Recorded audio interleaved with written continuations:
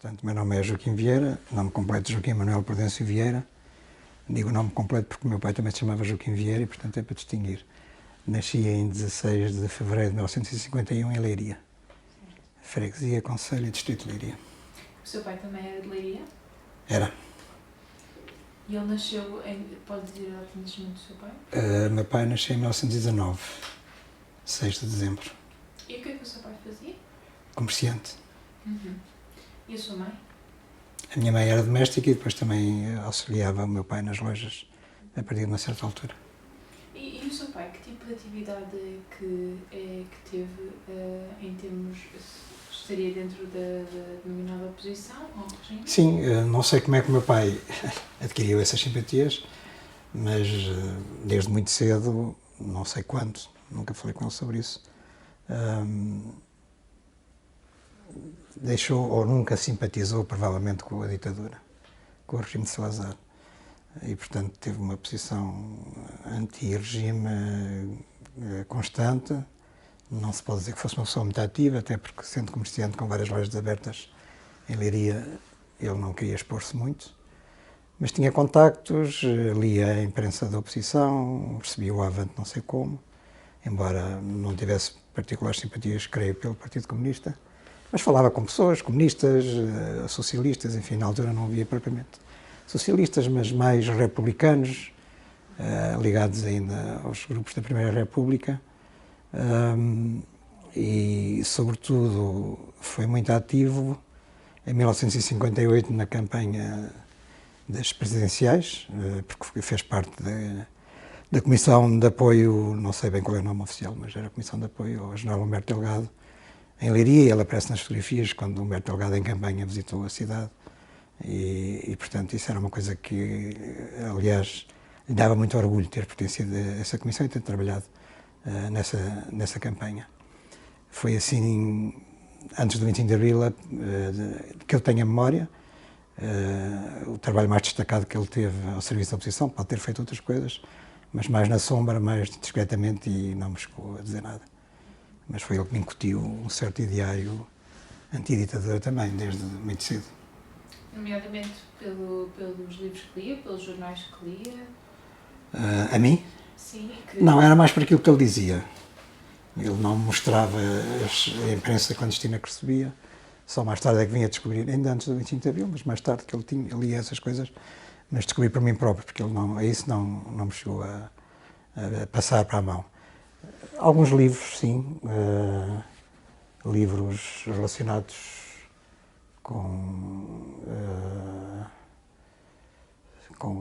eu recordo que quando foi da questão do Atrevido de Santa Maria, em 1961, que aliás é a primeira memória que eu tenho de um acontecimento político, não tenho nenhuma memória da campanha de Humberto Delgado. Mas houve um livro ou dois sobre o Santa Maria, sobre o Henrique Galvão, que era um dos que dirigiam essa operação, e passou-lhe pelas mãos e ele também mostrou isso aí, sim. Mas nada mais do que isso. Foi sobretudo pela palavra, por falar comigo e por dizer que o país precisava de liberdade, sobretudo da liberdade, que era a questão fundamental. A noção de democracia, penso que o meu pai, que nunca propriamente viveu em democracia, também não tinha propriamente bem a ideia de como é que era. Mas a questão que o afetava bastante era a falta de liberdade, não poder haver liberdade de expressão, liberdade de formação de partidos políticos, isso tudo, era uma coisa que o revoltava. E, por isso, acha que foi em casa que tomou esta primeira consciência? Sim, foi em casa, foi. E depois fez o seu percurso escolar todo em Leiria?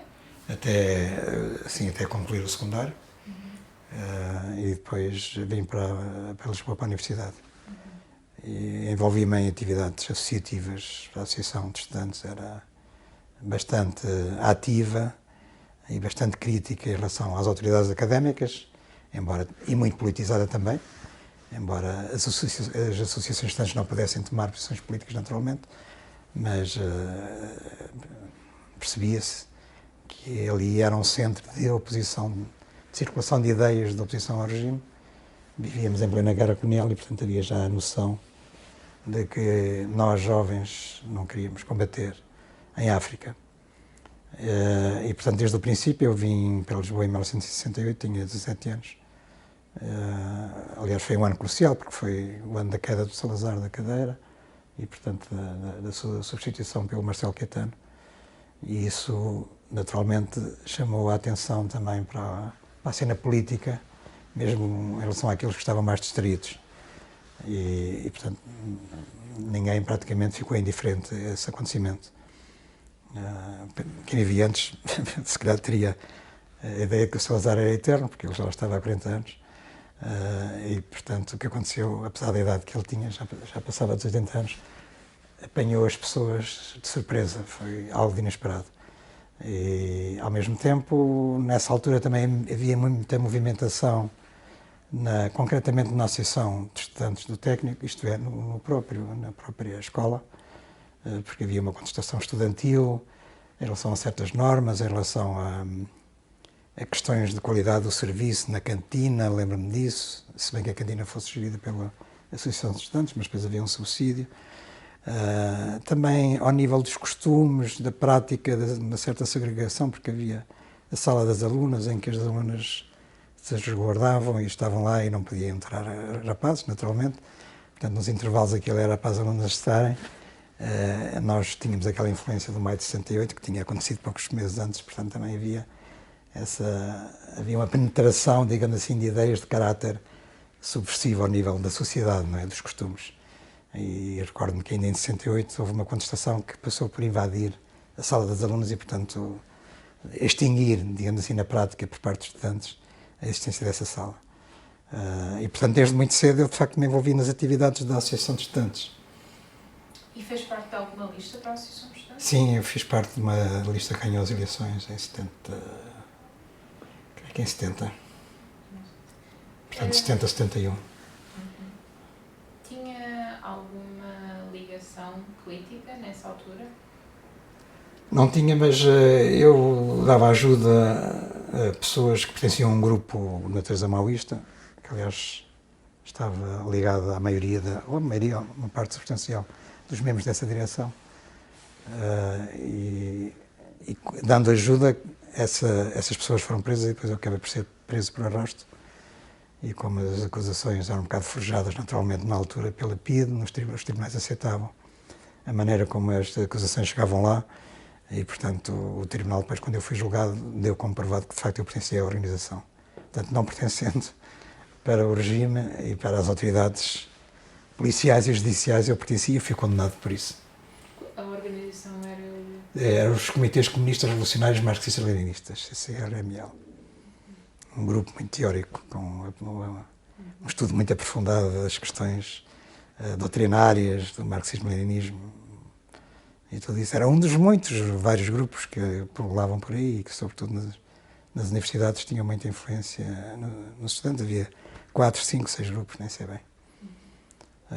Mas antes disso, ainda relacionado com Leiria,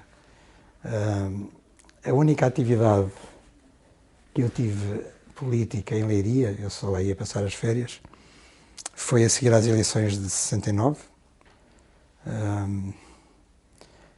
Se não me engano, portanto, as eleições de 69 criaram algum entusiasmo, alguma expectativa, naturalmente, das pessoas que eram contra o regime, mesmo no meu caso, não tendo podido votar, porque na altura não estava ainda a idade de poder votar.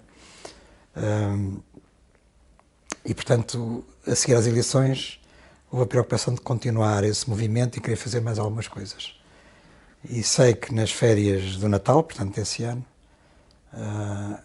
eu juntei-me a outros jovens que estavam também na universidade, a maioria deles provavelmente em Lisboa, talvez alguém em Coimbra, já não tenho presente, de quem era amigo, provavelmente, e colega do liceu antes, e encontrávamos nas férias e decidimos fazer um comunicado à população de Leiria, que eu mantive esse papel durante muito tempo, não sei onde é que eu tenho neste momento, portanto, policopiámos. Eu entreguei uns papéis ao José Pacheco Pereira e penso que isso também terá ido, porque já tentei encontrar nos meus dossiês e não consigo localizá-lo. Tenho pena. Gostava de saber o que é que nós dizíamos lá. Creio que a maior parte do manifesto terá sido escrito por mim, não me lembro. Depois fizemos o stencil, na altura as coisas imprimiam-se por esse método. Portanto, fizemos o stencil no escritório do meu pai, numa das lojas. Aliás, a polícia poderia facilmente identificar, descobrir a máquina de escrever. Não sei se alguma vez tentaram. Imprimimos depois no escritório do Dr. José Vereda, que era um advogado muito conhecido da oposição em Leiria, ligado ao PCP, aliás, mas ele era muito aberto e, portanto, acolhia todo tipo de atividades da oposição. Nenhum de nós se identificava particularmente com o PCP, éramos, digamos assim, anti-regime de largo espectro, alguns talvez mais simpatizantes com movimentos mais à esquerda do PCP, embora nenhum de nós tivesse identificação política na altura que eu me recordo. E, portanto, ele aceitou que imprimir lá o papel e depois imprimimos provavelmente umas centenas ou 1000, não faço ideia, e andámos de noite de madrugada a distribuir, a meter debaixo das portas em Leiria, perdão. E, portanto, foi, digamos assim, o grande trabalho político que fiz na minha cidade natal. Depois tentei ligar-me a associações operárias, não em Leiria, porque em Leiria praticamente não havia, mas na Marinha Grande, mais tarde. E, portanto, desenvolver ali algum trabalho, mais quando ia à Leiria. A Marinha Grande fica a 12 km e era uma vila com muitas tradições políticas, ainda da oposição, anarquistas, comunistas, etc., por causa das fábricas que havia, sobretudo dos vidros. Mas o PCP tinha uma implantação muito forte na Marinha Grande e, portanto, nessa altura eu já estava com uma consciência mais esquerdista, digamos assim, portanto, não alinhava com o PCP e o PCP também, nesse tipo de trabalho, segregava as pessoas, portanto, não tive a oportunidade de aprofundar muito esse tipo de trabalho. E, relativamente à Leiria, é aquilo que me lembro. O resto foi desenvolvido aqui em Lisboa. Portanto, antes de vir para Lisboa, não desenvolveu atividade? Não, tinha 17 anos, tinha uma consciência genérica de anti-salazarista. O Salazar estava no poder ainda quando eu acabei o liceu, mas além de fazer umas caricaturas do Américo Tomás nas festas de anos dos meus amigos, que aliás depois eles ficavam um bocado preocupados que eu andava a fazer essas coisas, ainda podia ter problemas com a polícia, recordo-me disso. Mas não desenvolvi nenhum trabalho prático político, isso não. E depois, dentro da faculdade, estava a falar que era estudante do técnico, que tinham vários tipos de reivindicações contra várias situações. Uma delas seria a guerra colonial. Sim, havia até uma divisão nos movimentos estudantis, nos grupos estudantis anti-regime, ou associativos, melhor dizendo, porque aquela lista a que eu pertencia, portanto, aquela orientação, digamos assim, dentro do movimento estudantil a que eu estava ligado, e isso aí eu estava porque não era propriamente o grupo político clandestino, mas era um grupo de estudantes, não é, que tinham uma certa orientação, que foi a orientação com que a tal direção ganhou, a tal lista candidata ganhou as eleições no técnico em 1970. Era no sentido de levar, digamos assim, as reivindicações estudantis para fora dos muros da universidade e, portanto, contatar com a população e fazer uma interligação entre estudantes e, digamos, povo em geral, se quiser. E depois havia outros grupos, outras fações dentro do movimento estudantil, associativo, que achavam que não, que isso era dar um passo maior que a perna, que era um exagero, e, portanto, nós nos devíamos concentrar nas reivindicações de caráter académico. Melhores condições para os estudantes, condições de liberdade dentro da escola, mais o quê? Não me lembro já bem. Não tenho já bem memória do tipo de reivindicações que havia, mas eu guardei muita papelada desse tempo. Ainda tenho muita coisa, mas seria preciso consultar. Os cursos também, papel mais ativo dos estudantes, na direção dos cursos, eventualmente, nos conselhos diretivos, qualquer coisa assim. Nós, sobretudo, todos nós éramos assumidamente da oposição. Portanto, se não houvesse razões concretas para nós nos movimentarmos e para reivindicarmos, nós tínhamos que inventar essas razões. E, portanto, podia ser que algumas das razões fossem um pouco artificiais. Mas tinha que haver qualquer coisa, porque havia a necessidade de manter uma agitação permanente. Isso é verdade. Se acabava uma reivindicação, começava logo outra por outra coisa qualquer. Havia greves, aulas, muitas vezes, às vezes por acontecimentos desencadeados, ou porque tinha sido preso um estudante, ou porque qualquer coisa exterior também tinha acontecido e suscitava um movimento de protesto. E depois havia as manifestações contra a guerra do Vietnã, por exemplo, que era, digamos assim, um must. Para nós era preciso sempre aquela presença todos os anos, naquela data, que era o dia da luta internacional contra a guerra do Vietnã. Depois havia o 1º de Maio também, que era outra data que, enfim, na altura não era feriado sequer, não é? Mas era uma data em que havia sempre uma manifestação e, portanto, nós também entendíamos que devíamos estar presentes. Havia o 5 de outubro, sendo o 5 de outubro uma data, uma efeméride mais ligada à Primeira República, achava-se que isso era mais com os velhos republicanos e, portanto, não suscitava tanto o entusiasmo da juventude, mas também havia concentrações e havia muitos que lá iam. E depois, se havia um funeral de alguém que tivesse sido morto pela polícia, não acontecia com muita frequência, mas houve. Também se aproveitava a ocasião para haver manifestações ou um funeral de alguém, uma personalidade que fosse da oposição. Recordo-me, por exemplo, quando vim para Lisboa, morreu nessa altura o António Sérgio, portanto terá sido em setembro, outubro, talvez, outubro, novembro de 68 ainda. E houve uma manifestação por causa disso, até foi nos Prazeres, que ele foi enterrado e depois a polícia reprimiu, porque reprimia sempre havia concentrações, aparecia a polícia mais tarde ou mais cedo, portanto nós também já estávamos preparados para fugir quando aparecesse a polícia, portanto havia este jogo do gato e do rato que era permanente. E portanto, resumindo, de facto o meu grupo estudantil, que tinha muita implantação, sobretudo no técnico, achava que devia haver uma projeção das lutas para o exterior e, portanto, para ir distribuir comunicados à população, por exemplo, a falar das reivindicações estudantis, do que se passava dentro dos muros da universidade. E depois outros, que aliás ganharam as eleições a seguir a nós, depois houve outra lista em 71, penso que nós perdemos e ganhou, que era o movimento dos POPs, chamados POPs, para o ensino, uma democracia popular, ou o ensino popular, para pensar assim. E, portanto, abreviadamente, eles eram os POPs, achavam que não, que nós devíamos manter-nos apenas ligados ou envolvidos nas reivindicações, nas lutas de caráter académico para o interior da universidade. Portanto, havia esta clivagem. Ambos éramos de extrema esquerda e, portanto, uns estavam ligados a um grupo, outros estavam ligados a outro, CMLP ou qualquer coisa. Às tantas havia 2 CMLPs que as direções estavam em Paris, aliás.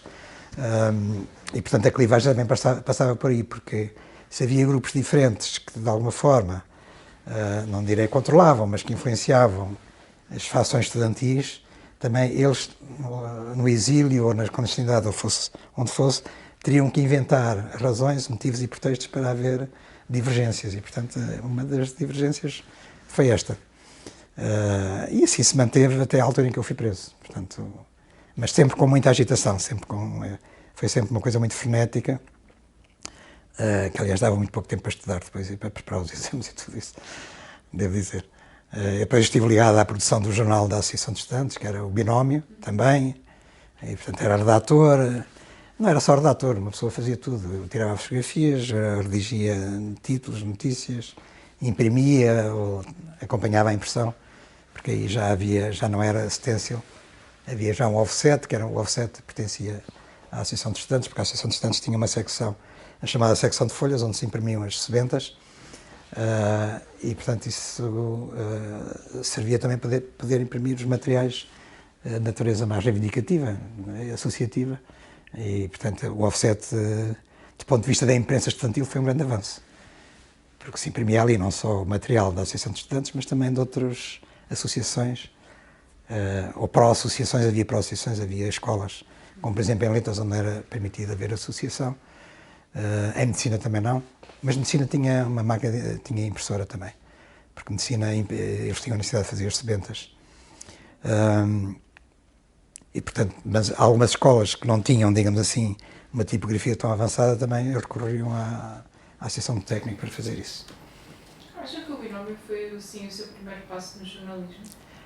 Foi, mas de uma forma muito indireta, porque eu, na realidade, não fiquei com o bichinho do jornalismo, como se costuma dizer, porque eu estava vocacionado à partida para ser um engenheiro de minas.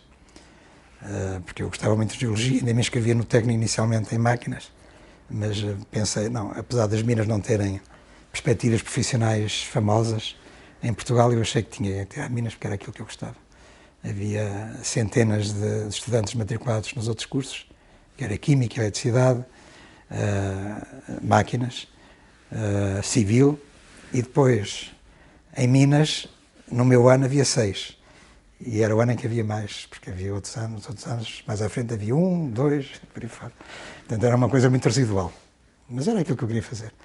E depois fiz o binómio por dever de colaboração e por entusiasmo na produção daquilo, mas sem nenhuma preocupação sequer. Eu também dirigia a cabine sonora do técnico, que era outra coisa, da Associação de Estudantes. Portanto, eu estava ligado muito à comunicação, pode-se dizer, porque a cabine sonora emitia para dentro da associação, onde havia um refeitório, portanto os estudantes ouviam as nossas coisas, as nossas arengas, porque estávamos sempre a agitar e a ler comunicados e a dar notícias do que se passava ao nível político, não só em Portugal como no estrangeiro, e punhamos música de vários géneros, inclusive canções de protesto e tudo isso. Havia muito tipo de música portuguesa, estrangeira, nós punhamos, mas também música clássica e outras músicas, o pop rock, enfim, passava por ali muita coisa. E, portanto, também tive essa fase. Mas pus tudo isso de parte e, portanto, não tencionava vir a ser jornalista. Simplesmente, depois do 25 de abril, quando eu regressei do exílio, porque eu, entretanto, estive preso, portanto, fui condenado 1 ano e meio, estive preso quando saí em finais de 73, ainda corri o risco de ser preso por outro processo derivado do primeiro, que me tinha levado à prisão e que não tinha sido ainda julgado, porque tinham separado em 2 processos distintos e podia ser condenado outra vez à prisão, e resolvi exilar-me, portanto exilei-me no princípio de 74 e, portanto, em Paris, só regressei de Paris depois e na altura voltei a matricular-me no técnico, estava no 3º ano. Simplesmente achava que já tinham passado muitos anos desde que eu me tinha, já tinham passado na altura 6 anos, não é? Desde que eu me tinha matriculado pela primeira vez e, portanto, não queria manter-me mais na dependência económica da família e comecei à procura de trabalho e surgiu depois uma oportunidade única para mim, foi isso que determinou o resto da minha vida, do ponto de vista profissional. O primeiro governo provisório, a seguir ao 25 de Abril, resolveu abrir um concurso para candidatos a jornalistas.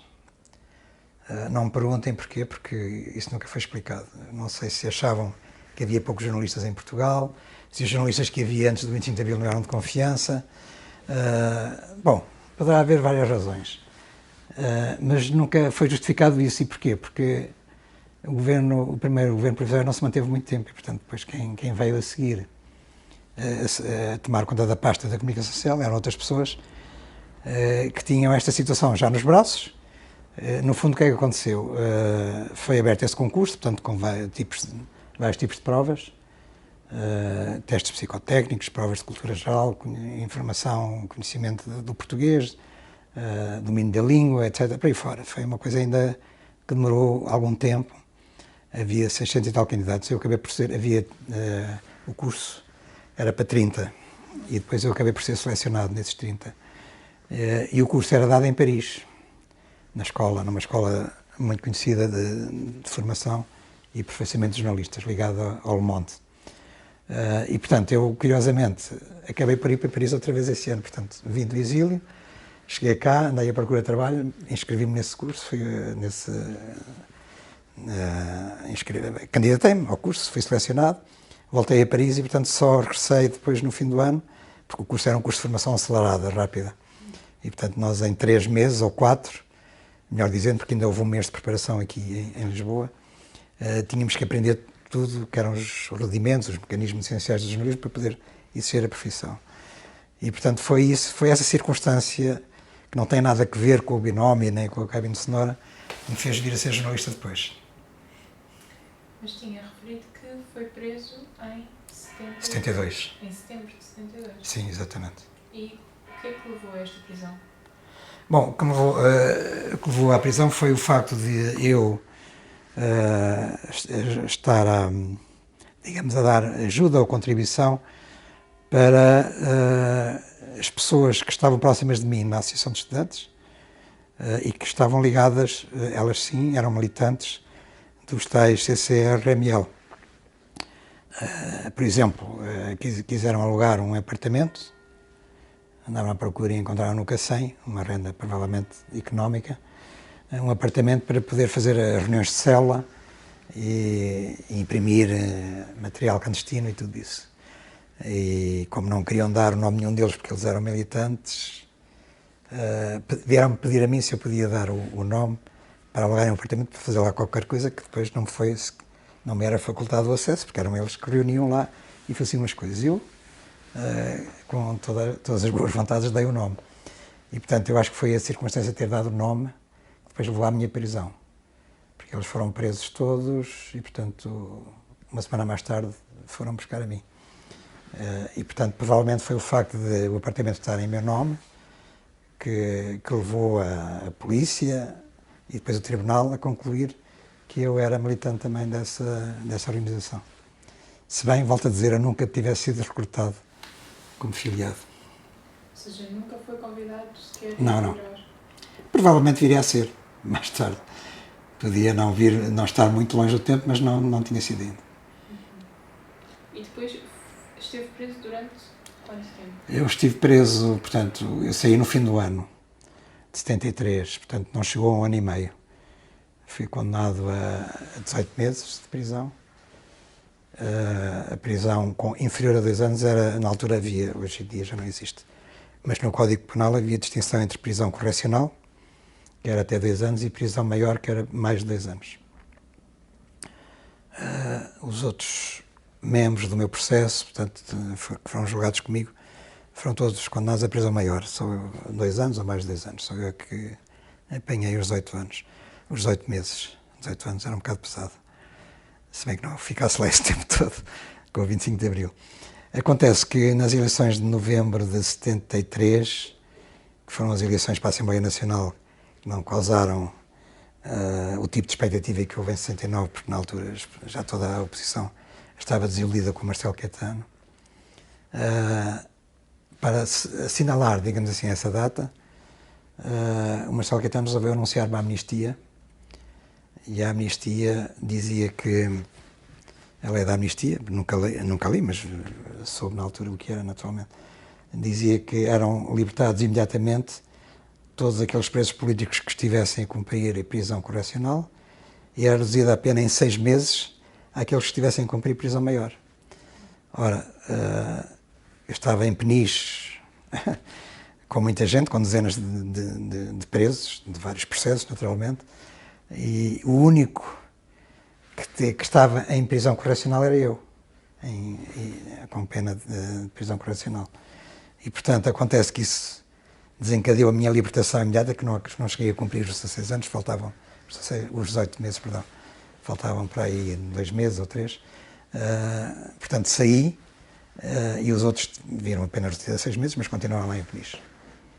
Portanto, saí e puseram-me na rua numa noite, à porta do forte, sem sequer ter tido a oportunidade de avisar a família, e, portanto, o que eu fiz foi chamar um táxi em Peniche e ir para a casa dos meus pais em Leiria depois.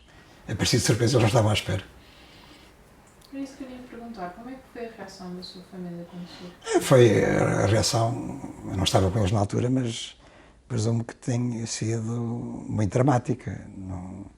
Para eles foi uma coisa inesperada. Eu era o filho mais velho na sociedade, porque tem sempre uma importância, um destaque especial, não é? Meu pai sabia que eu, enfim, era contra o regime, mas estava longe de pensar que eu estava tão envolvido em certas coisas, atividades, até porque essas coisas não eram para se dizer na altura.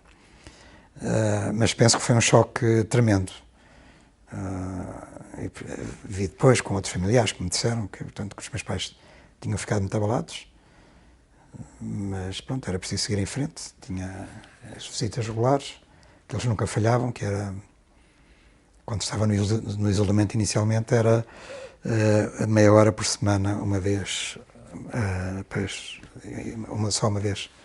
Portanto, só uma única sessão de uma visita, meia hora, que até nem sequer era aos fins de semana, que penso que era às quintas-feiras, e portanto isso implicava, e eles com lojas abertas, implicava algum trabalho logístico complicado para poderem estar presentes.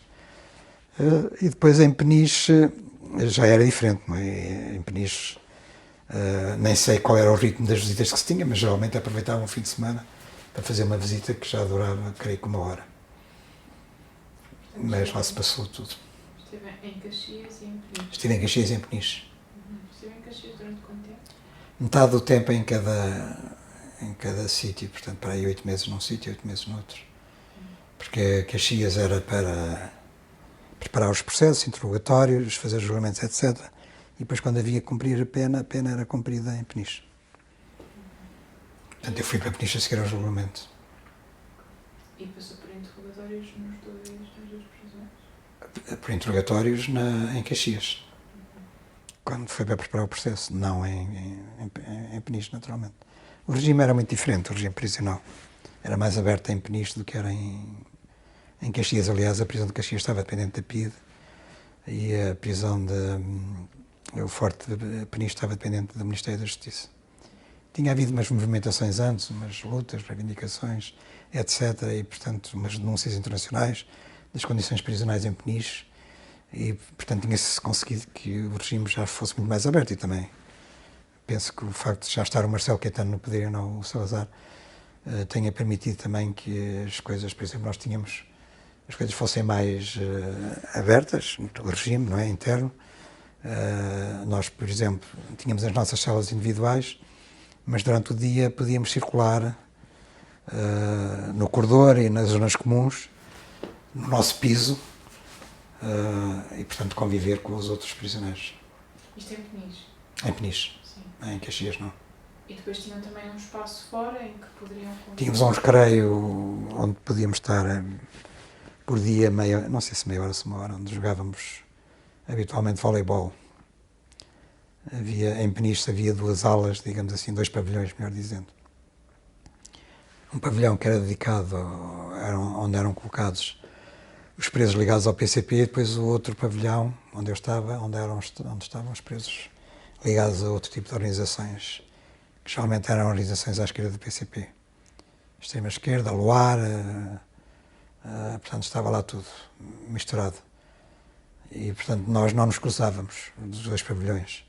Não havia hipótese nenhuma de contacto, convívio, até porque havia um certo ambiente hostil entre uma ala, um setor político e outro setor político, por causa de toda a rivalidade que havia entre a extrema-esquerda e o PCP, as divergências sino-soviéticas tinham tido muito peso, depois na cisão que houve no PCP e tudo isso, estavam lá no meu pavilhão presos aqueles que tinham cindido inicialmente o PCP em 75 e tinham criado a primeira organização de extrema-esquerda que contestava a linha política do PCP. Mas porquê que existia esta separação física entre os dois? Eu acho que as próprias autoridades prisionais perceberam que era melhor estarmos separados do que juntos porque podia haver conflito e, portanto, eles tinham o cuidado de organizar as coisas de modo a que nós não nos cruzássemos, nunca. Os horários das visitas, por exemplo, eram diferentes. Primeiro eram uns e depois eram outros. Tudo era distinto. Portanto, a zona, o recreio externo, onde podíamos jogar podíamos ter a nossa prática desportiva, também eram áreas diferentes. Ainda hoje existe, quem for ao Forte de Peniche já pode ver um pavilhão e outro pavilhão, um recreio e outro recreio, e de facto não havia nenhuma coincidência dos 2 setores políticos. E Mas tanto em Caxias como em Peniche sempre esteve preso sozinho numa cela? Não, depois em Caxias tive 45 dias de isolamento e depois, quando acabaram os interrogatórios, fui juntar-me a 2 outros detidos e depois, mais tarde, não sei quando, juntaram-me a mais 6 detidos e, portanto, estávamos numa sala maior, uma sala para 7 pessoas. Mas não no mesmo processo? Não. Até havia gente do PCP. Aquilo era uma misturada e eu nem sei se... Eu penso que pessoas do meu processo... Nem sei se estavam pessoas do meu processo nessa cela, não tenho a certeza. É possível que sim. Porque o processo já estava instruído e, portanto, eles achavam que não havia perigo de contaminar eventualmente os depoimentos, não faço ideia. Por acaso não estou seguro disso. Mas tenho a impressão que sim, que havia pessoas do meu processo na tal cela maior dos 7 elementos. E essas pessoas com quem estava preso eram estudantes ou eram pessoas? Havia estudantes, no meu processo eram todos estudantes, mas havia trabalhadores também. Recordo-me que 2 elementos do PCP, por exemplo, que estiveram presos na cela maior, eram de Vila Franca de Xira, não eram estudantes universitários, portanto estavam a trabalhar. Um deles até era funcionário do PCP, na realidade. Mas não me lembro se estava na clandestinidade, se trabalhava, se tinha profissão. Durante o período de isolamento, passou também pelos interrogatórios? Sim. E passou por tortura, por sessões de tortura de sono. Era o método, digamos, rotineiro, praticamente aplicado a todos os prisioneiros. Portanto, passou pelo isolamento, pela tortura do sono? Sim, os espancamentos, quer dizer, um ou outro estalo, mas nada assim significativo. Era sobretudo a questão da tortura do sono, não deixar de dormir. Em termos psicológicos, os interrogatórios também devem ter sido bastante... Quer dizer, no meu caso, abalaram bastante, porque eu, enfim, tinha 21 anos, não tinha militância política, não estava ligado a nenhum grupo, na realidade, e, portanto, aquilo, para mim, foi como um choque também tremendo, não é? Porque era uma situação que eu não estava à espera de maneira nenhuma. E, portanto, de facto, isso aconteceu. A tortura, ao fim de um certo tempo, a pessoa perde um bocado a noção das coisas, da realidade. Quando está várias noites sem dormir, acaba por ser um bocado complicado. Enfim, mas tudo se passou. E esteve neste período de isolamento durante quanto tempo? 45 dias. E depois esteve preso e depois, em prisão não conjunta com outras pessoas, ainda sozinho, numa cela? 45 dias nesse isolamento, não é? Depois juntaram-me a 2 outras pessoas que estavam, aliás, na cela ao lado da minha, e eu, portanto, fui transferido para a cela deles, porque a minha era mais pequena, que eu, aliás, tinha tentado contactar com toques na parede, mas quando estava isolado, não é? Porque eu ouvia vozes e, portanto, percebia que estava alguém ao lado, mas nunca tive resposta. E depois, quando juntaram, eles perguntaram, então, mas eu estava aqui a bater na parede para falar convosco e não sei o quê, para irmos comunicando. E eles disseram, nós ouvimos os toques, mas pensávamos que era uma provocação da PIDE e, portanto, não respondemos. Mas havia aquela coisa, um toque, o A, era um nosso morse inventado, não é? 2 toques o B, 3 toques o C, para aí fora. Mas, de facto, nunca consegui comunicar com eles, porque eles estavam desconfiados. Nessa altura tinha acesso a jornais, a livros ou também não? Só o acesso a jornais tinha em Peniche, sim, não todos. O República não era permitido, o Expresso, que se começou a publicar nessa altura, estava aí, o Preço também não era permitido. Os outros sim, os jornais diários. Em Caxias, quando estava no isolamento, não. Eu creio que quando nos juntaram com outros, quando me juntaram naquela cela maior com outros prisioneiros, já tínhamos acesso a jornais, do que me lembro. esteve preso durante este período e depois em final de 73 é liberto, mas acaba por ter que partir para o exílio em Paris. Exato. Isto por ligação ao processo, ao mesmo processo. Sim, ao mesmo processo. Quer dizer, às mesmas ocorrências, das quais eles resolveram fazer um processo diferente. Pode tentar explicar só? Tinha que ver com o desaparecimento de uma impressora que foi lá para a tal, que eu não sabia que tinha ido, mas que foi lá para a tal casa onde eu estava, que eu tinha alugado, né? Que era uma impressora, que era um stencil, portanto, um aparelho de stencil, um policopiador da Associação de Estudantes. E, portanto, eles resolveram abrir um processo também por furto, nesse caso. Portanto, isso dava uma pena prevista, uma moldura penal de 2 a 8 anos de cadeia. Para tentar escapar a esta possibilidade? Eu acho que eles, provavelmente, eu devia ter ficado a aguardar o julgamento do outro processo também em prisão preventiva. Porque uma acusação que prevê uma pena de 2 a 8 anos, na altura implicava que o acusado, o arguido, aguardasse em prisão preventiva. Simplesmente, como eu fui libertado antes do tempo, de uma forma inopinada, por causa da tal amnistia de Marcelo Caetano, que fez um ato de propaganda política à minha custa, porque eu acabei por ser o único libertado. As pessoas podem ter pensado, ele vai libertar dos presos políticos. Não, só libertou um, que fui eu. Em todas as cadeias políticas no país, também não havia muitas. E, portanto, se calhar por causa disso, eu acabei por sair de uma forma que não estaria prevista. E, portanto, o mais certo era que eu, quando acabasse de cumprir a pena, se fosse até ao fim, continuava preso à conta do outro processo. Isso não aconteceu.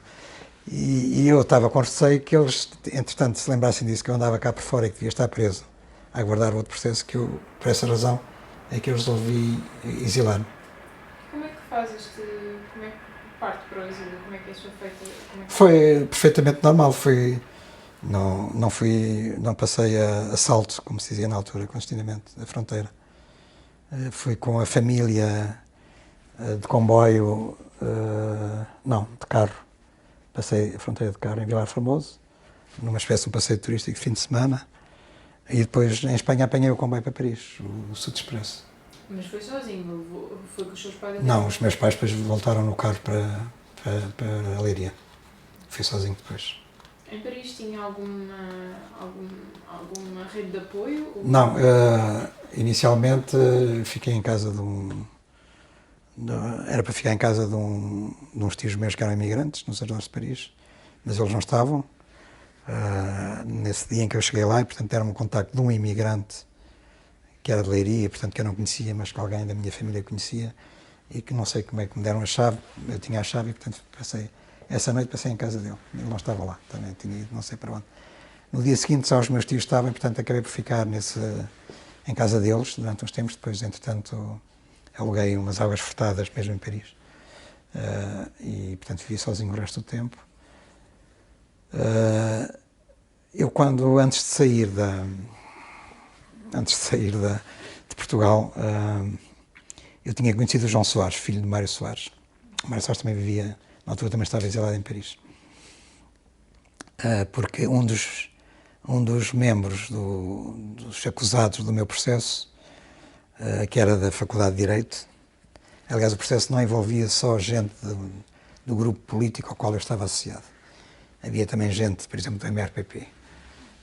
Este, concretamente, da Faculdade de Direito, era do MRPP, mas ele era irmão de um que estava ligado ao grupo do técnico, também estava preso e também foi acusado.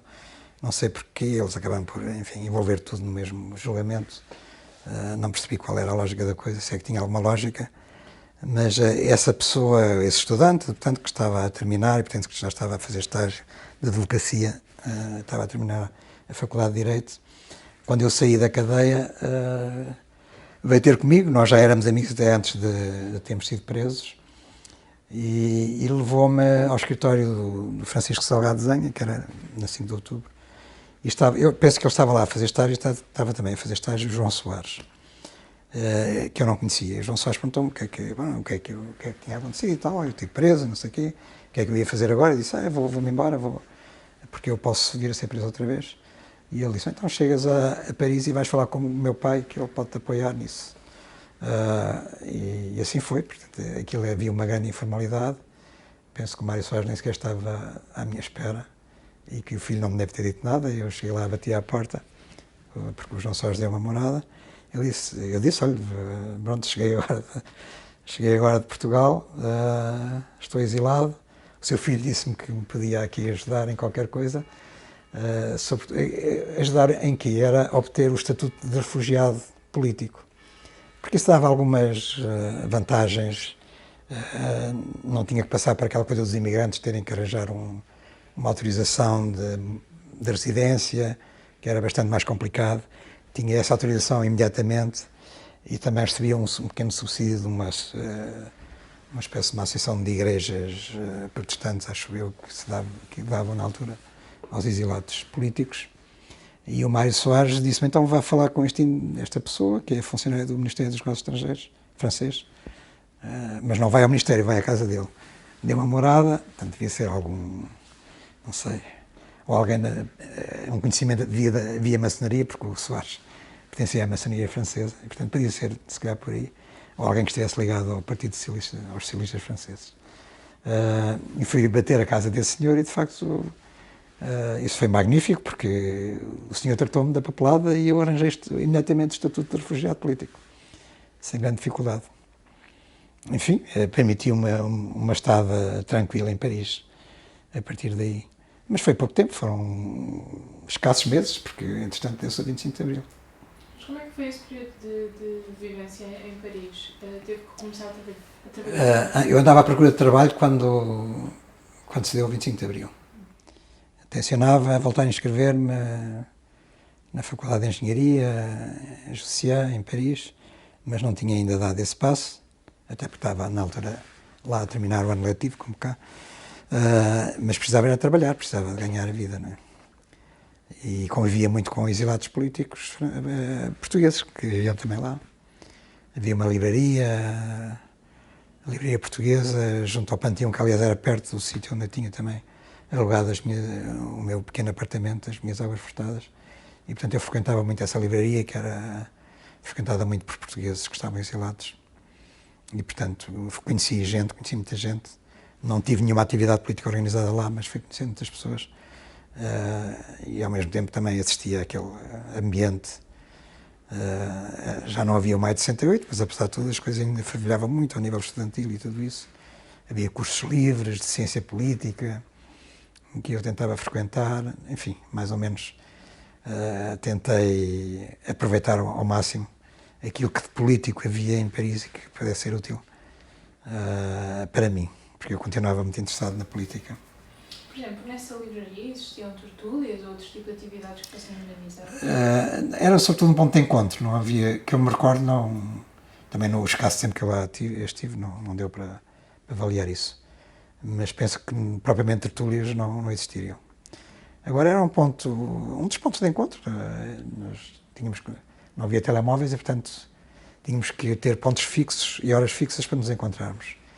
E a livraria portuguesa era um deles, outro era a Maspero, que era mais em baixo, portanto, estamos a falar do Quartier Latin, portanto, se concentrava ali muita coisa, não é?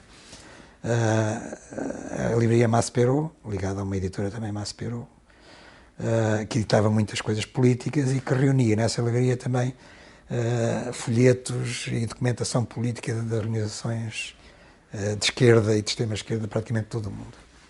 E, portanto, incluindo coisas portuguesas e tudo, de maneira que todos nós frequentávamos muito essa livraria para tentar saber folhear as coisas e levar, comprar e roubar também livros. Roubava-se muitos livros, se pudesse. É verdade, na altura havia um bocado... enfim, os exilados tinham um pouco de dinheiro e se houvesse oportunidade, muitos deles levavam livros dessa maneira. E, portanto, quando se dá o 25 de Abril, estava em Paris? Estava. E regressa a Portugal uns dias a seguir? Sim, regresso a 10 de maio. Chego a 10 de maio, também no Sul do Expresso. E que Portugal aqui encontra? Poderia ter vindo antes, mas houve aquela coisa de vamos organizar aqui uma coisa dos exilados, um comboio dos exilados, uma espécie de comboio da liberdade, e vamos todos juntos e vamos para Portugal, não sei o quê. E eu meti-me nisso e andei com outros a tentar, mas essa coisa nunca funcionou. E, portanto, cada um acabou por regressar pelo seu pé, e por isso é que me atrasei um bocado. Tenho muita pena de não ter assistido ao 1º de Maio aqui, mas também não sei se teria conseguido vir a tempo. Não havia na altura, o aeroporto esteve fechado, a Santa Apolónia também, e, portanto, não houve transportes imediatos. O primeiro avião chegou a 30 de abril, na véspera do 1º de Maio. Não sei se foi a 30 ou se foi a 28. Talvez tenha sido a 28, foi o avião que trouxe, ou foi a 30, talvez a 30. Trouxe o Álvaro Cunhal, trouxe o José Mário Branco, portanto trouxe vários exilados. Eu não sei se, querendo, não sei se conseguia lugar no avião, nem sei se nem tinha dinheiro para o bilhete de avião, enfim, podia pedir aos meus tios e depois devolver, mas não me passou isso pela cabeça, porque estava com a ideia fixa da história do comboio. Depois encontrei um Portugal completamente diferente, naturalmente, mas já não tenho bem memória, porque já tinham passado as coisas mais emocionantes, não é? O próprio dia 25 de Abril, o 1º de Maio, e portanto a vida de uma certa forma estava a regressar a alguma normalidade, mas claro que havia a imprensa, havia tudo, havia manifestações quase diárias contra o envio de mais soldados para a guerra, e havia a necessidade de organização urgente, não é? Do ponto de vista político, o que fazer, o que é útil, o que é importante fazer agora, e portanto imediatamente me envolvi nesse tipo de coisas. E portanto o ambiente era efervescente, claro. Portanto, deu continuidade à sua atividade política aqui em Portugal? Sim, de alguma maneira, mas entretanto acabei por voltar a Paris, não é?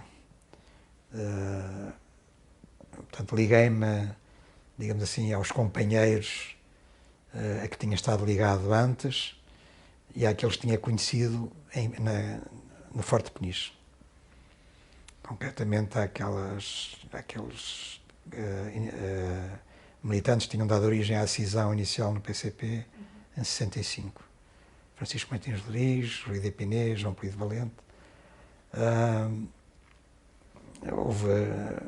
Não se lançou um partido logo, mas houve organizações que tentavam congregar, digamos assim, os vários grupúsculos da extrema-esquerda, fazer convergir numa única organização, e portanto eu estive ligado a isso. Portanto andava basicamente a distribuir papéis e a pintar paredes, e depois surgiu a tal oportunidade do jornalismo e portanto voltei a Paris. E depois, entretanto, regressei no fim do ano, e no fim do ano foi criada a UDP, portanto, o resultante desse tal esforço de convergência dos vários grupos. E eu depois filiei-me na UDP nesses anos iniciais.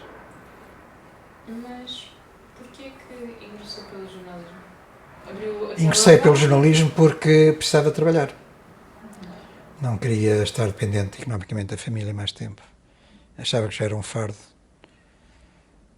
Só por causa disso. Não foi uma opção deliberada pelo jornalismo. Não foi difícil para mim porque eu estava muito atento às questões da política nacional e internacional. E, portanto, para mim, estas provas de conhecimento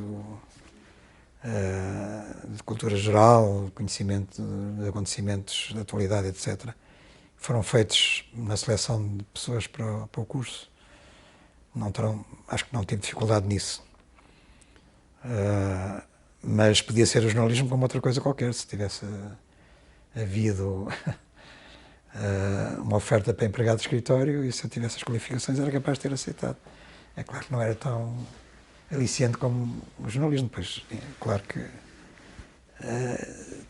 quando comecei a exercer a profissão e mesmo quando estava a estudar jornalismo, acabei por me interessar muito pelo jornalismo e fiz dessa atividade, de facto, o grande objetivo profissional da minha vida. Eu não segui muito mais a política, enfim, continuei a apoiar a UDP em algumas coisas durante mais um tempo. Depois criou-se em 76 um jornal de natureza política ligado a este grupo UDP. Havia um partido por trás, que era o Partido Comunista Português Reconstruído, PCPR, que tinha a aspiração de ser alternativa comunista ao Partido Comunista, portanto, um Partido Comunista da extrema-esquerda. E depois, quando foi das eleições presidenciais de 1976, um dos candidatos era o Hotel Saraiva de Carvalho, que teve um resultado que muita gente achou surpreendente. Ele aglutinava atrás dele toda a extrema-esquerda. E, portanto, a UDP apoiava naturalmente.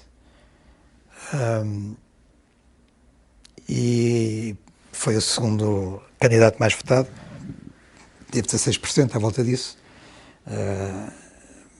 Penso que, se calhar, não sei se alguém esperava que ele viesse a ganhar, mas, de qualquer maneira, aquilo criou os 16%, que não serviam para coisa nenhuma, não é? Aliás, foram rapidamente desperdiçados. Mas os 16% eram indicadores de que havia, de facto, uma apetência por uma movimentação de natureza esquerdista na sociedade portuguesa, fosse o que fosse. Isso foi sujeito a várias leituras, e nesse tal grupo, PCPR, UDP, não sei o quê, interpretaram isso como uma predisposição para a revolução, ou para aceitar mais ideias revolucionárias em Portugal. E então, resolveu-se criar um jornal. Eu já era jornalista, portanto estava a trabalhar na RTP, foi o meu primeiro trabalho como jornalista. Resolveu-se criar um jornal semanário para difundir esse ideário, não é? Revolucionário. Um jornal não era um jornal partidário que fosse só vendido aos militantes e simpatizantes, era um jornal de grande difusão. Pretendia ser. Chamava-se 25 de Abril do Povo. O nome já em si é um nome completamente disparatado, mas foi o nome que eles escolheram. Quer dizer, tudo era disparatado, não só o nome, mas como a própria orientação editorial e tudo isso. Mas havia, de facto, uma preocupação muito grande de dar uma orientação política muito rígida, como há nos jornais partidários, sobretudo a extrema-esquerda, que era o avante quase. Já havia a Voz do Povo que estava ligada ao UDP, a Voz do Povo era uma coisa mais ampla. Não sei porque é que eles quiseram criar este outro jornal, enfim, são coisas depois que me ultrapassam um pouco, eu também não, confesso que não quis muito envolver-me nos porquês disto tudo. Pronto, eles convidaram para participar no projeto, para trabalhar na redação, e eu aceitei. Mas aquilo realmente correu tão mal, que eu às tantas resolvi até aos pés à parede e disse que não queria nem mais nada, nem jornal, nem coisa nenhuma, e que saía da própria organização. E, portanto, depois fiquei só muito à distância a apoiar a UDP em campanhas eleitorais, até para aí 1980, mas fiquei muito zangado com tudo aquilo. Esse projeto de jornal, então, foi uma coisa traumática, amplamente traumática. Também saíram muito poucos números. E, portanto, aí desliguei-me mais, de facto, da militância política e fiquei mais envolvido no jornalismo. Passei a dedicar-me ao jornalismo de investigação, que era uma coisa que eu via ser feita lá fora, que cá não se fazia, que eu quis fazer e, portanto, quis envolver-me muito nisso. Investigação de escândalos, de casos, porque em 74, quando eu estava a estudar jornalismo, demitiu-se o Nixon. O Nixon se demitiu-se por causa de um escândalo, que era o caso Watergate, que tinha sido revelado, trazido a público por 2 jornalistas do Washington Post. E eu fiquei extasiado com aquilo, porque pensei, caramba, 2 jornalistas conseguem deitar abaixo o homem mais poderoso do mundo, é isto que eu quero fazer. E, portanto, nunca deitei abaixo o homem mais poderoso do mundo, mas pelo menos dediquei muito à investigação, porque achava que era uma coisa séria e que fazia falta, e que era serviço público e que as pessoas necessitavam de saber, conhecer os bastidores do poder, e, portanto, foi isso que eu fiz no jornalismo assim mais significativo. Claro, fazia muita coisa, entrevistas, reportagens, etc. Mas para mim era sobretudo o jornalismo de investigação. Isto dentro da RTP? Na RTP é em primeiro lugar, e depois os meus trabalhos de investigação na RTP2, porque entretanto a RTP criou, desenvolveu mais o segundo canal, e portanto criou um serviço de notícias, uma redação da RTP2, com o seu próprio telejornal diário e tudo isso, e portanto convidaram-me para ir constituir uma redação e convidaram-me para ir da 1 para o 2, e eu aí então é que tinha mais... O 1 era um bocado difícil porque aquilo estava um bocado condicionado politicamente, era tudo muito vigiado. No 2 havia uma margem de liberdade maior e portanto era possível de facto dedicar-me à investigação jornalística. E depois dei nas vistas no Expresso, e convidaram para ir para o Expresso por causa desses trabalhos que eu tinha feito na RTP2. E fui para o Expresso, portanto, em 81. No princípio de 81. E depois estive 15 anos no Expresso. Não. Sim, 15 anos, 14, 15 anos. Saí em 95. Que trabalhos têm maior memória e impacto e que me marcaram mais na RTP2? Quero destacar alguns.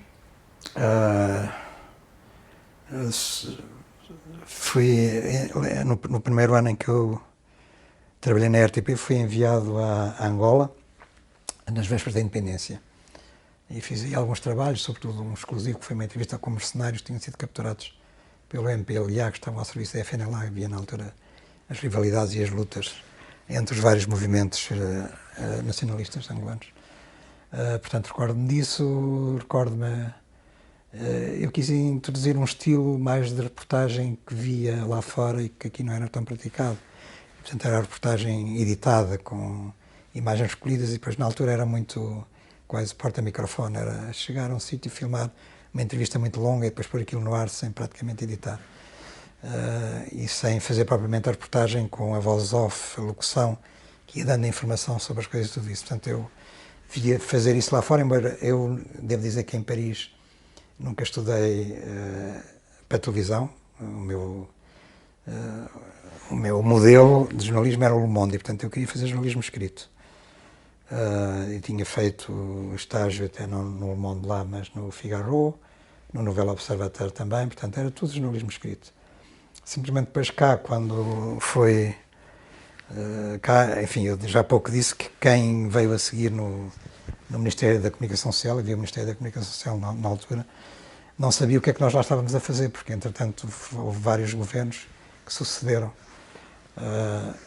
Portanto, nós quando viemos, nós quando fomos, a decisão era do primeiro governo provisório. Quando viemos já estava o terceiro governo provisório.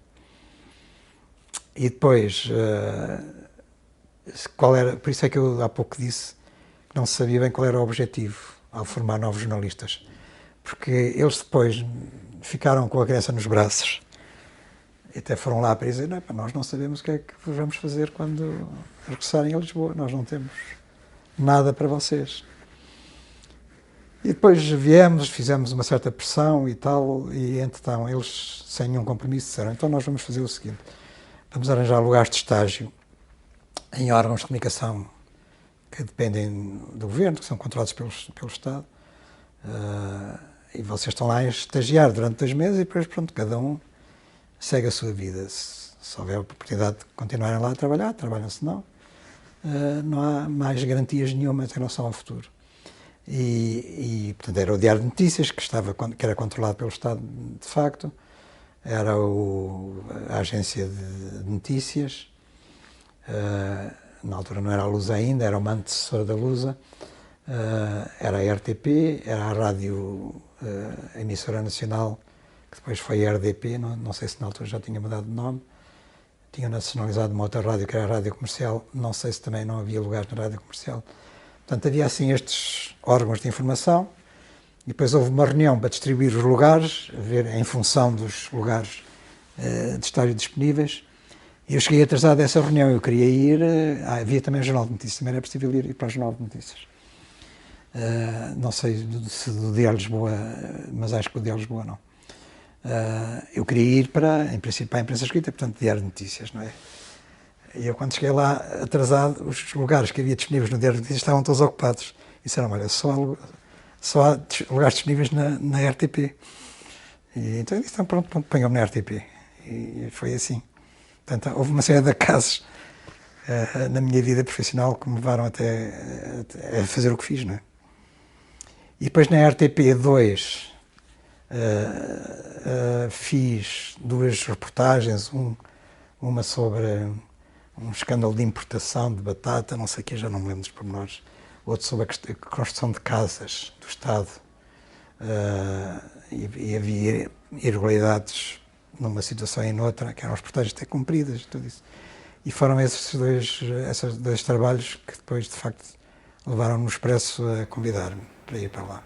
Essa reportagem da construção de casas foi ainda durante o 74, 75? Não, isto já foi na RTP2. A RTP2 já foi a partir de 78. E durante esse período de 74, 75, 76, estava na RTP RTP mesmo. 75, desde fevereiro de 75 até janeiro ou fevereiro, portanto foi no princípio de 75 até 81. Portanto, estava a falar sobre o seu percurso no jornalismo, mas agora retomando a questão em Leiria. Continua o seu contacto com a Leiria, porque nesta altura estava a fazer jornalismo em Lisboa. Sim, estava, politicamente não, enfim, tinha a família e ia lá passar férias, mas não desenvolvi nenhuma atividade política em Leiria, que me recordo. Não tenho nenhuma ideia disso. Portanto, a sua atividade continua a ser sempre só em Lisboa? Sim. Como eu estava a dizer, enfim, quiseram, quando o DP quis fazer a lista de candidatos, pediram para pôr lá o meu nome e eu pus por Leiria. Mas não fiz sequer nenhuma sessão, nenhum comício, esclarecimento, agitação, distribuição de papéis, nada. Não tenho ideia de ter feito nada em Leiria. E, portanto, depois continua sempre o seu percurso no jornalismo até Tom. Sim, o que eu fiz depois, para resumir, portanto, eu saí do Expresso em 95, estive na Visão 3 meses e aí fui convidado para ser diretor de programas da RTP. Estive lá até 98 e depois houve lá uma crise e saí, ainda fiquei na RTP como consultor de administração, mas basicamente sem grande atividade, porque eles não me consultavam para nada. E depois criei uma empresa de produção de documentários em 79, 80. E depois, em 79, a partir de uma certa altura, dediquei-me a escrever livros sobre virados para a história de Portugal no século XX e depois derivei para outras coisas, porque tinha apresentado nos anos 90 ao Círculo Leitores uma proposta muito ambiciosa de fazer a história de Portugal no século XX através da imagem e por décadas, portanto 10 volumes, um volume por cada década. E eles aceitaram fazer isso e, portanto, eu quando saí da RTP tive que me dedicar a isso praticamente de uma forma em full time, exclusivo, porque aquilo precisava de sair no fim da década, no fim do século, porque só faria sentido editorialmente nessa altura. Eles começaram a publicar os livros em 99. E aquilo teve um sucesso lá no quadro dos livros editados pelo Círculo Leitores, um sucesso considerável, venderam 700 mil livros, 700 mil volumes, porque, portanto, aquilo era uma coleção de 10, não é? E eu, entretanto, tinha, durante a pesquisa iconográfica para esse projeto, tinha encontrado outras coisas que eu achava interessantes. Por exemplo, encontrei muitas fotografias do Salazar que eram inéditas, ou eu pensava que eram inéditas, e eu disse ao Círculo, eu gostava de fazer uma fotobiografia do Salazar, depois de sair esta história do Portugal século XX. E eles disseram, então não vai fazer uma fotobiografia, vai fazer 10 figuras do século XX, portuguesas, para dar continuidade ao Portugal século XX. E eu disse, está bem, eu não escrevo as 10, posso coordenar o trabalho, mas 10 é muita coisa, ainda por cima não podia haver interrupção. Do ponto de vista comercial era importante que desse continuidade e, portanto, tinha que ser um livro de 2 em 2 meses. E, portanto, eu coordenei essa coleção de 10 fotobiografias. Eu fiz o Salazar, também escrevi a do Marcelo Caetano e escrevi a do Almada Negreiros. E depois os outros livros foram escritos por outros autores. E depois, ainda a seguir, ainda houve um projeto de mais 8 fotobiografias, também lá no Círculo Leitores, de figuras do século XX, mas só da cultura portuguesa. Fernando Pessoa, Amália Rodrigues, Pardal Monteiro. O Fernando Pessoa foi escrito pelo Richard Zenit, curiosamente, que veio a ganhar depois o Prémio Pessoa. Aliás, a Irene Pimentel também tinha colaborado comigo, tanto na pesquisa iconográfica de Portugal século XX, depois também escreveu o Cardeal Serjeira para as fotobiografias, e depois escreveu ainda para a segunda série das fotobiografias das figuras da cultura, o José Afonso. E, portanto, esta coleção das fotobiografias teve 2 futuros prémios Pessoa a colaborar lá. E depois, a partir daí, portanto, eu acabei ainda fui provedor de leitor do Público, no final da primeira década do século XXI já. Antes disso, ainda fui diretor da revista Grande Reportagem, já numa fase em que era um suplemento, funcionava como suplemento do Diário de Notícias e do Jornal de Notícias, saía aos sábados. Mas basicamente depois passei a dedicar-me aos livros, mas também não foi uma escolha deliberada. O projeto inicial era só a história do Portugal do século XX, mas acabei por dedicar-me à biografia. Fiz a biografia de Mário Soares, do José Saramago, do Balsemão. Agora estou a trabalhar na biografia de António Costa. E pronto, muitos outros livros também, vários sobre visões da imprensa estrangeira sobre a realidade portuguesa em acontecimentos importantes que tiveram impacto lá fora. Um livro sobre, isto fiz em coautoria com um investigador suíço, Red Mónico, que é licenciado em História, doutorado, aliás. Até fizemos um primeiro volume sobre o regicídio, portanto, o impacto do regicídio na imprensa internacional, um segundo sobre a República, portanto, o 5 de Outubro, o impacto do 5 de Outubro na imprensa internacional, depois um terceiro sobre o 25 de Abril, 25 de Abril e o PREC na imprensa internacional. Este último foi editado pela Tinta da China. E, portanto, muitos outros livros. Nem tenho memória de tudo o que tenho feito. Acabei agora um livro sobre os 50 anos de democracia em Portugal, portanto, 25 de Abril até à atualidade. E que se vai chamar, em princípio, o que fizemos da nossa liberdade. Estou na fase da revisão neste momento. Era para ser em março, mas entretanto achámos importante incorporar no livro o resultado das eleições e portanto vai acabar por sair só em maio. Só voltando um bocadinho atrás, ainda ao período pós-25 de Abril, integrou algum tipo de movimentação popular que se tinha desencadeado em Lisboa nestes períodos, de 74, 75? Eu andei em muitas manifestações. Não fiz parte de nenhum movimento reivindicativo específico, pelo menos que me recorde, mas um bocado aquele hábito, aquela inclinação de participar em todas as manifestações antes do 25 de Abril, que eram contra o regime, fosse a que pretexto fosse, projetou-se um pouco para depois do 25 de Abril, sobretudo em manifestações, enfim, aí já havia manifestações, a coisa já não era unívoca, havia vários tipos de manifestações, com vários tipos de orientação política, e portanto eu terei participado naquelas que correspondiam mais àquilo que era a minha, portanto, o meu corpo ideológico, digamos assim, o meu campo ideológico. Os 1º de Maio, por exemplo, também, 1º de Maio havia manifestações distintas. Aquelas grandes manifestações de 75, dos vários documentos que havia da extrema-esquerda, do poder popular e depois ligados ao PCP, ao gonçalvismo, e depois mais ligados ao PS, que era o documento dos 9. Portanto, havia três grandes movimentos, não é, digamos assim. O país estava delicerado, digamos assim, politicamente, por esses 3 grupos. Não me recordo de ter participado nessas manifestações que houve. Provavelmente fui como observador, como curioso, como jornalista, não tanto já com aquele desejo de militância que tinha sentido antes. Eu depois, quando me tornei jornalista, achava que tinha que separar um pouco, digamos assim, a parte política da parte profissional. Quer dizer, eu queria manter a isenção e, portanto, não me queria envolver muito na militância política. Portanto, foi um processo de que me afastei progressivamente, mas achei que era melhor criar um cordão sanitário.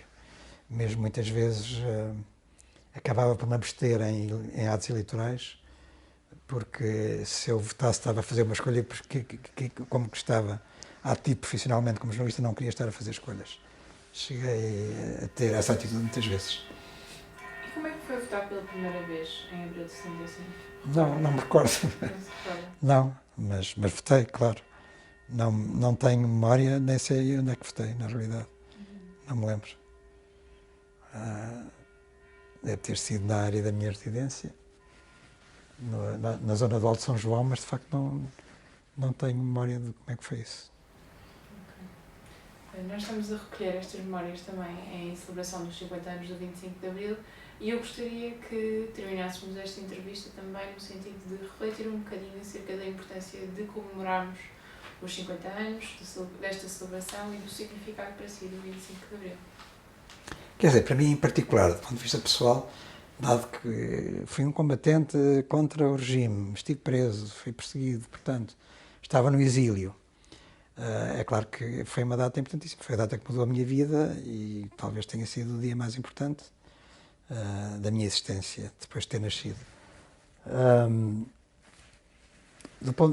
Para o país, eu agora, pronto, disse-lhe que acabei de escrever este livro sobre os 50 anos da democracia em Portugal. Eu fui andar para trás na história e cheguei à conclusão que estes 50 anos foi o período mais longo de vida pacífica de Portugal, em que Portugal teve paz. Portanto, desde o princípio, desde a fundação, nunca houve períodos de paz. Podemos considerar a seguir a conquista do Algarve, que houve ali anos em que as coisas estavam pacificadas, mas havia sempre conflitos com a Espanha.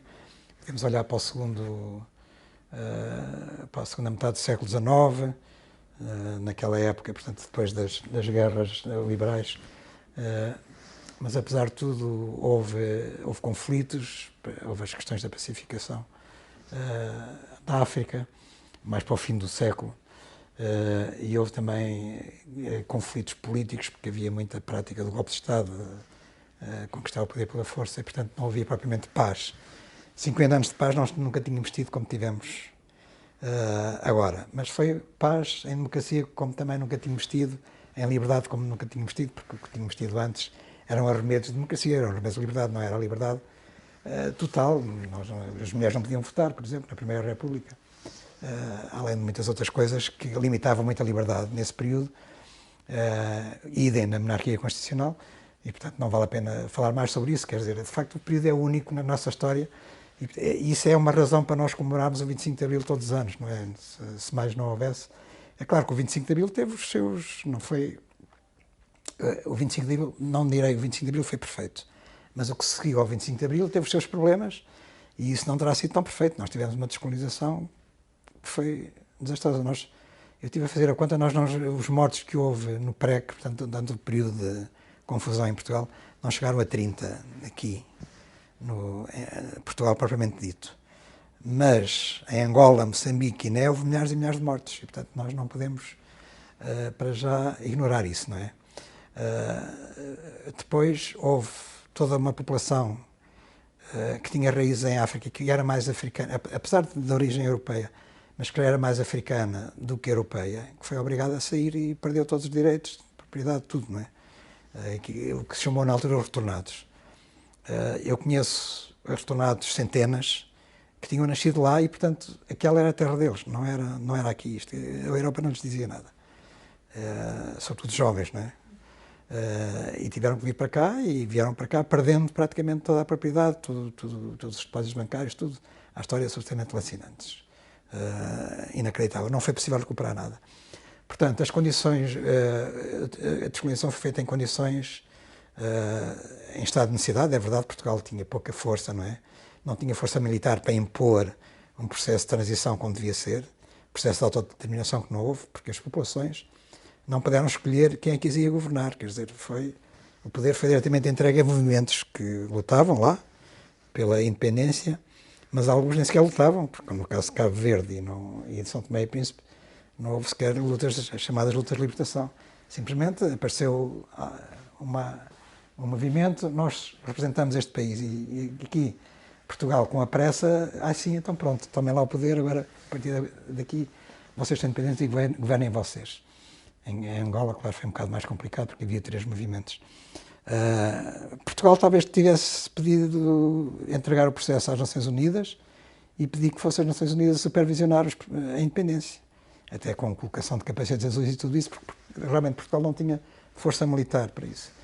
Mas na altura penso que não ocorreu essa ideia a ninguém, e talvez não estivesse tão na moda como está agora as Nações Unidas tomarem conta deste tipo de processos, como aconteceria mais tarde, por exemplo, com Timor-Leste. Timor-Leste já foi um processo supervisionado pelas Nações Unidas. E, portanto, do ponto de vista da descolonização, apesar de ter sido dito pelos autores que foi uma descolonização exemplar, não foi uma descolonização exemplar, esteve longe de ser.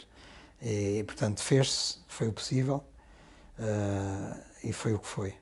Do ponto de vista do desenvolvimento, eu estou a falar de democracia, descolonização e desenvolvimento, porque foram os 3Ds que na altura o MFA se falou, não é? Que eram os 3Ds que era preciso aplicar. Esta ideia dos 3Ds vinha de um congresso da oposição democrática. Aliás, parece que foi o José Medeiros Ferreira que, numa tese de dar nesse congresso em Aveiro, falou dos 3Ds. Bom, seja o que for, havia de facto os 3Ds. Portanto, democracia imperfeito, impecável, descolonização muito problemático. Temos um narco-estado que é a Guiné-Bissau, não é? Nunca foi um estado normal, na realidade, por exemplo. Tivemos 30 anos de guerra civil, de guerra colonial e depois de guerra civil em Angola, ou mais de 30 anos, não sei quanto. Portanto, a contabilidade de mortes é terrível. Tivemos depois guerra civil também em Moçambique. E sempre com partidos únicos, exceção da Guiné, que é o estado mais fraco. Aí, por acaso, não é partido único, mas partidos únicos a governar, quer dizer, há alternativas, mas não há alternância teórica, mas não há alternativas na prática. Depois, no terceiro D, que é o desenvolvimento, eu acho que foi muito positivo se nós formos verificar as estatísticas, os dados, a evolução do PIB, que foi para o dobro do que era, convergência com a Europa, a integração europeia é uma coisa fenomenal para Portugal, uma coisa de facto extraordinária. Mas também não se atingiu, ou não se preencheu as expectativas que talvez houvesse inicialmente, porque hoje em dia, quer dizer, no século XXI, o euro prendeu um bocado a economia portuguesa. Quer dizer, Portugal desenvolvia-se mais quando tinha o escudo. A moeda única é uma coisa extraordinária, fantástica, que eu apoio, em teoria, mas depois na prática tem os seus problemas, porque Portugal não tem nível de produtividade, nível de competitividade económica, tem várias fraquezas que impedem que seja um país que esteja no pelotão da frente das economias europeias. E as próprias economias europeias também acabam por estagnar um bocado porque o euro tem os seus problemas internos e nós verificamos, enfim, há vários fatores neste momento, a guerra na Ucrânia, a pandemia, primeiro, a guerra, problemas de relações com a Rússia e tudo isso, que fazem com que a economia portuguesa, a economia europeia esteja estagnada. E dentro desta estagnação, nos últimos anos, Portugal até tem convergido um bocadinho mais em relação à média europeia do que estava a convergir antes. Convergiu muito nos anos iniciais, portanto, se falarmos de 86 até 2000, de facto o caminho, o percurso de Portugal foi fantástico. Depois fraquejou, no século XXI, com a entrada no euro, e depois houve problema com a crise financeira, o resgate internacional, com a Troika. A seguir, com os governos de António Costa, as coisas melhoraram outra vez um bocadinho do ponto de vista económico, portanto aí está a haver uma convergência, mas nós não conseguimos sair do pelotão dos últimos, dos 20 países do euro, do Eurogrupo. Nós em PIB per capita estamos no 16º lugar, portanto estamos muito cá para baixo. Nos 27 países da União Europeia, nós estaremos no lugar 20, 21, 22, nem sei bem, às vezes somos ultrapassados pela Polónia ou pela Hungria. Neste momento, com a guerra da Ucrânia, talvez a Polónia e a Hungria tenham vindo para trás, mas parece que fomos ultrapassados em 2023 e não há dados oficiais definitivos. Teríamos sido ultrapassados pela Roménia, o que é um bocado humilhante. Nós também ultrapassámos a Grécia quando entramos para a União Europeia. Mas estamos muito sempre cá atrás e, portanto, há muito mais que é preciso fazer. E os governos não se têm dedicado a reformas profundas, estruturais, para melhorar, de facto, a nossa performance económica. E depois há os problemas genéricos que nem têm que ver com a política diretamente. Quer dizer, temos o problema da demografia, estamos a atravessar um inverno demográfico em que há mais mortes mais pessoas a morrer do que pessoas a nascer. E depois temos o problema da desertificação e das alterações climáticas. E portanto, isto são problemas que, à partida, têm que ver mais com a geografia, mas é a geografia humana, mas que têm que ter uma abordagem política. E se calhar não tiveram ainda a abordagem de fundo que é preciso ter para, de facto, resolver estes problemas como deve ser. E, portanto, estamos nesta situação, mas eu acho que no balanço global, para nós, portugueses, o 25 de Abril, de facto, foi muito positivo. Todos estes problemas podem ser resolvidos pacificamente, isso é uma grande vantagem. Se não estivermos envolvidos numa terceira guerra mundial com a Rússia daqui a uns tempos, podemos continuar no nosso período mais pacífico da história de 900 anos de história. E isso é muito bom, isso foi o 25 de Abril que nos trouxe.